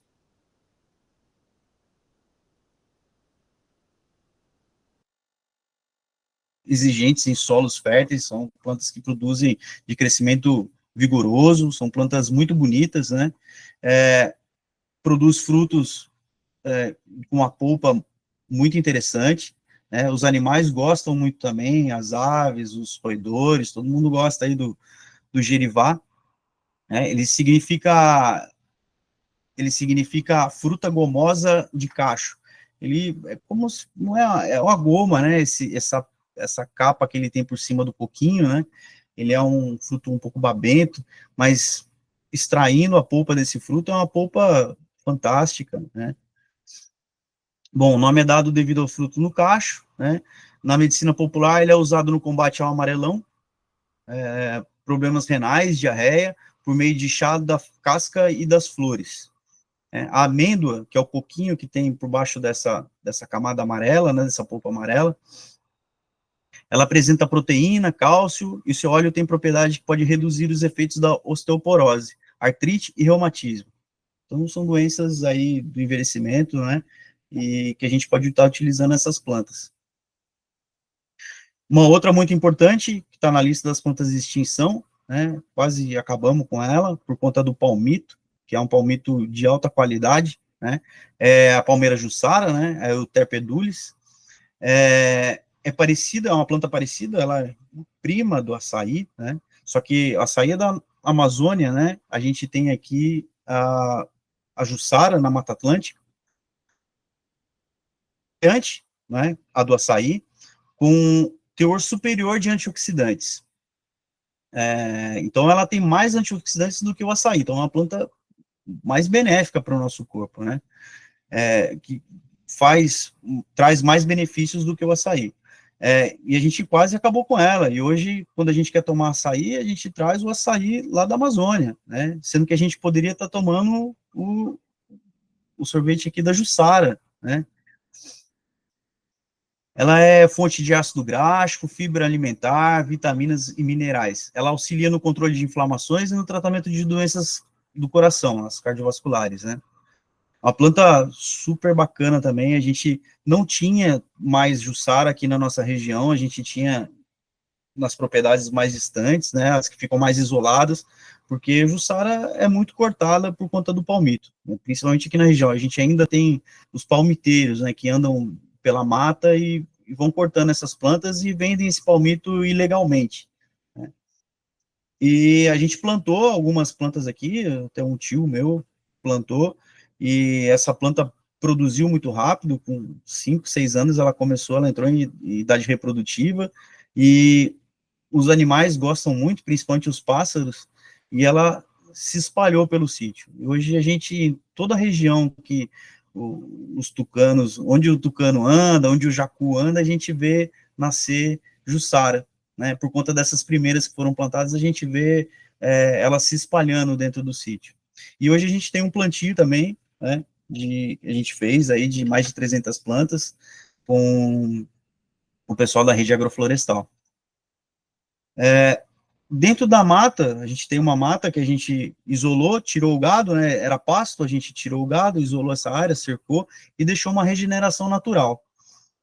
Nessa regeneração natural vieram algumas plantas muito interessantes, né, no caso aqui, a pichirica, foi uma que a gente identificou lá na nossa regeneração, que é um arbusto da família das Melastomatácea, né, que é da família da quaresmeira, até a folha ali, vocês vão ver que é um pouco parecida, né? Ela é uma planta que serve para o diabetes, ela reduz o colesterol, ela trata problemas renais, respiratórios e ajuda no emagrecimento. Ela é usada na medicina popular, onde suas folhas em forma de chá são empregadas como calmante para regular o ritmo cardíaco, infecções urinárias e genitais, além de extremamente serem utilizadas no tratamento de moléstias da pele. Esse é o nosso blueberry, né? A gente compra mirtilo que vem do Peru, mirtilo que vem dos Estados Unidos, né, o blueberry, sendo que a gente tem o nosso blueberry aqui, e é um arbusto que está no meio da mata, e é um arbusto do meio da mata, e com características muito semelhantes, né, uma planta que é ignorada, né, a gente dificilmente vai experimentar, e se a gente vê na mata uma plantinha com frutinho azul desse, a gente evita de comer, porque é muito diferente, né. Ainda numa melastomatácea que a gente encontrou junto também com essas pichiricas, né, é a canela de velho, né, que é a Miconia albicans. É uma planta que vem sido muito utilizada aí na medicina popular, né, mas que ainda não tem estudos ainda, não tem estudos liberados pela Anvisa, né, não é um medicamento que a Anvisa observou que realmente funciona, mas que popularmente ela é muito utilizada. Então, o chá das folhas dela é utilizado para o cansaço nas pernas, né? Ela é anti-inflamatória, antidiabética, antioxidante, analgésica, antimicrobiana, antitumoral, né? O que precisa dessas plantas? Mais estudo, né? A gente precisa se debruçar sobre essas plantas nativas que nascem espontaneamente, que produzem no nosso solo naturalmente.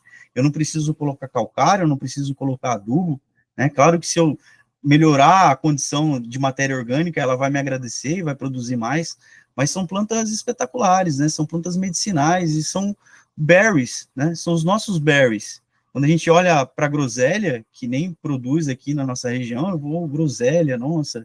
Mas não, eu tenho a minha aqui, ó, um frutinho verde, fantástico, super lindo, né? Que eu posso utilizar de várias maneiras, inclusive in natura. Bom, oportunidade na difusão do setor agrícola das frutíferas nativas da Mata Atlântica. O mercado de frutas nativas do Brasil, ele vem ganhando destaque nos últimos anos, né, principalmente pela busca de novas fontes de alimento, pelos consumidores, e utilização das frutíferas nativas está associada à melhoria da qualidade alimentar através da diversificação de alimentos. A gente precisa diversificar, é aquilo que a gente falou no começo, né? Eu não tenho que... consumo laranja o ano todo, todos os dias, eu como mamão o ano todo, todos os dias. Melhor que isso é eu diversificar, né, minha alimentação. Quanto mais diversa a minha alimentação, melhor vai ser o meu corpo. Bom, essas frutíferas, elas geram produtos com potencial para comercialização, atendem estabelecimentos como panificadoras, sorveterias, produtos farmacológicos, cosméticos, madeireiros, entre outros. Outra oportunidade que vem ganhando destaque é a utilização dessas frutíferas nativas através da implementação de sistemas agroflorestais, né? A gente falou na última aula, que ajudam e auxiliam no resgate e manutenção da biodiversidade e na restauração ecológica das propriedades rurais.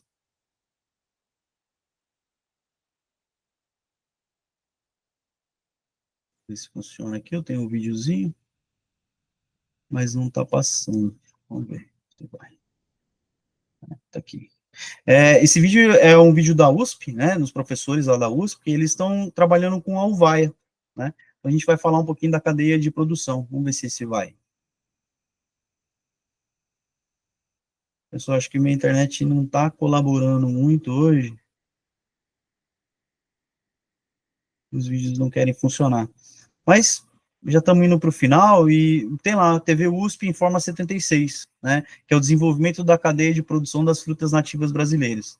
Dá uma pesquisada lá no YouTube, tá lá, facinho, bem bacana, vai falar da uvaia, né, e desse produtor que colocou, acho que são 3.000 plantas numa área dele lá, de uma área pequena, e está produzindo uvaia comercialmente hoje.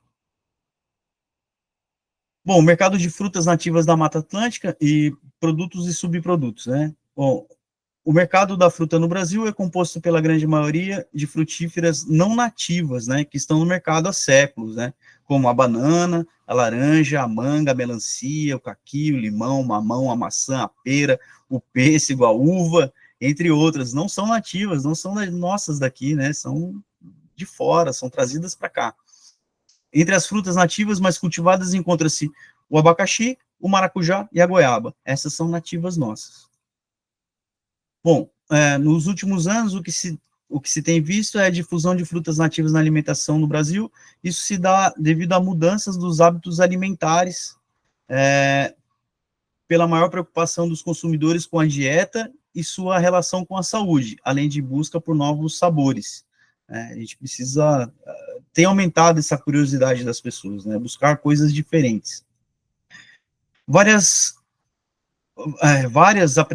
dessas plantas apresentam propriedades nutracêuticas, né? Elas nutrem e também são remédios, né? Devido à presença de compostos secundários, fitoterápicos, vitaminas, compostos aromáticos, antioxidantes, entre outros.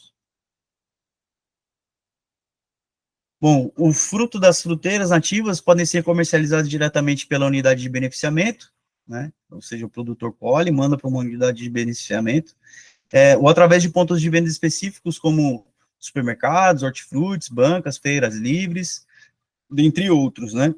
A gente vê aí o caso da pixirica, né? O do mirtilo. O mirtilo vem numa caixinha pequenininha, forrada, super bacana, né? Super protegida, e ao invés de vir uma planta do Peru ou da América do Norte, a gente podia ter uma caixinha de berry brasileiro, de blueberry brasileiro, uma caixinha de pixiricas, né? Bom, essas frutas, elas podem ainda ser comercializadas na forma de polpa, doces, licores, drinks, picolés, sorvetes, sucos, geleias e consumidas in natura. Bom, a produção em polpa de fruta congelada é um exemplo do processamento que permite aumentar a vida útil, né, além de facilitar o transporte e agregar o valor.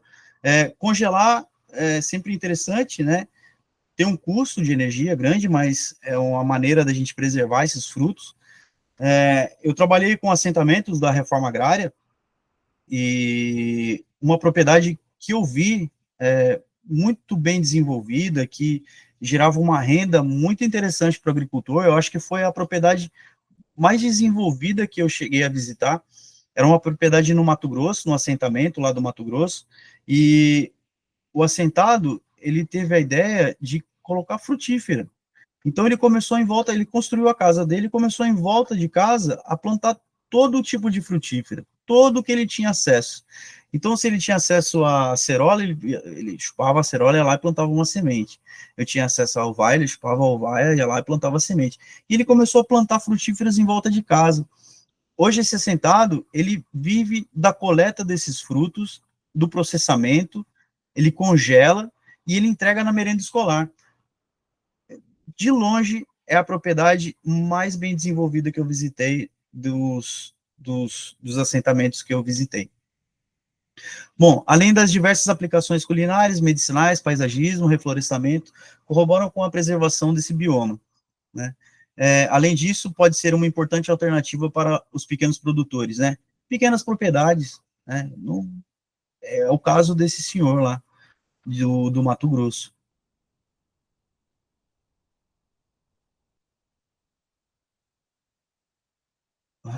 Tem um branco aqui.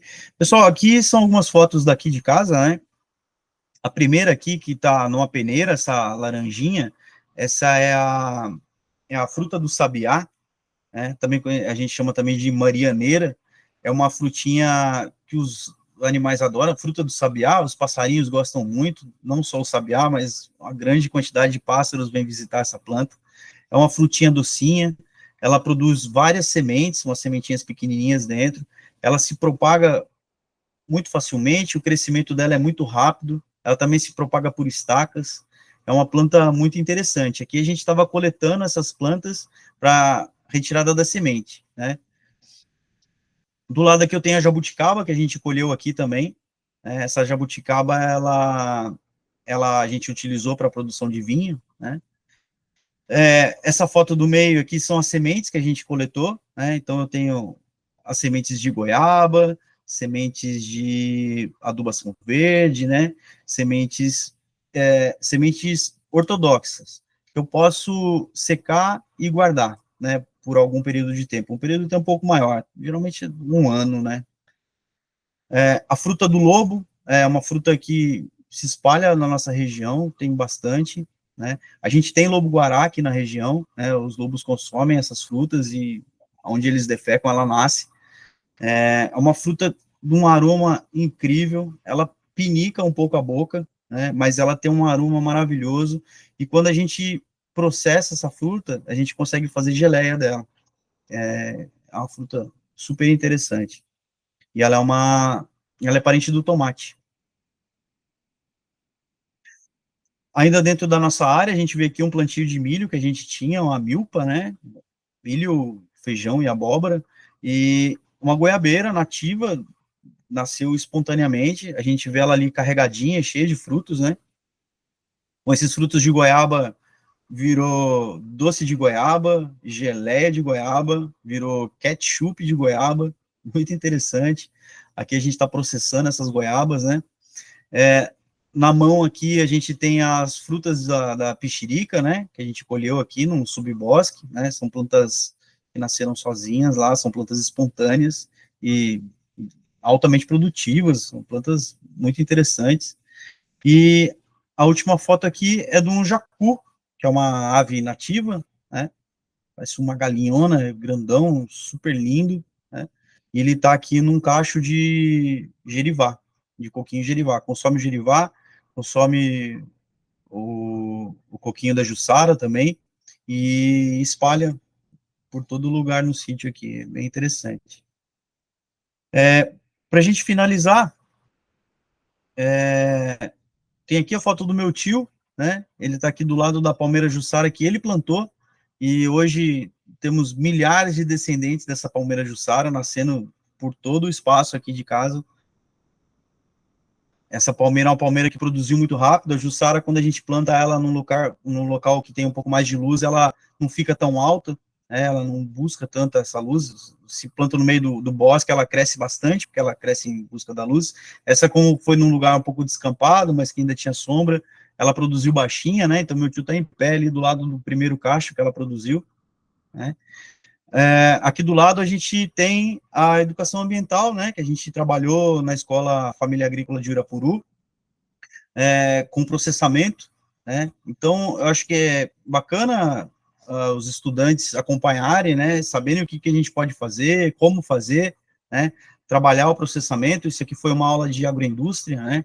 Então, eles fizeram a colheita, eles fizeram a seleção, a lavagem, eles pesaram, né? Eles selecionaram e produziram, né? Nesse caso aqui, é um molho de pimenta que eles fizeram, né? Então, eles entendem como é que funciona o processamento, né, dos produtos e entendem que a gente pode processar mais coisas, né? Ao invés de comercializar simplesmente in natura, a gente precisa agregar valor, né? Agregar valor e entregar um produto acabado. Pessoal, minha internet está muito instável, vai começar a chover agora, não sei como é que vai ficar, provavelmente cai de novo. Então, eu quero deixar aberto para vocês. Se alguém tiver alguma pergunta, quiser falar alguma coisa, o espaço está aberto. Muito obrigado aí. Valeu, galera. Pode falar. Valeu, Gabriel. Com todos os travamentos aí, mas foi uma ótima aula. Parabéns. Ô, Pedro, muito obrigado. Valeu. Bom. Atrapalhou um pouquinho, né? Fica travando, mas que bom, que bom. Que bom que pôde agregar aí. Valeu. Muito obrigado.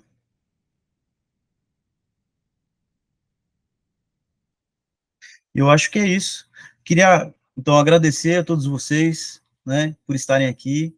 É um prazer muito grande estar aqui com vocês.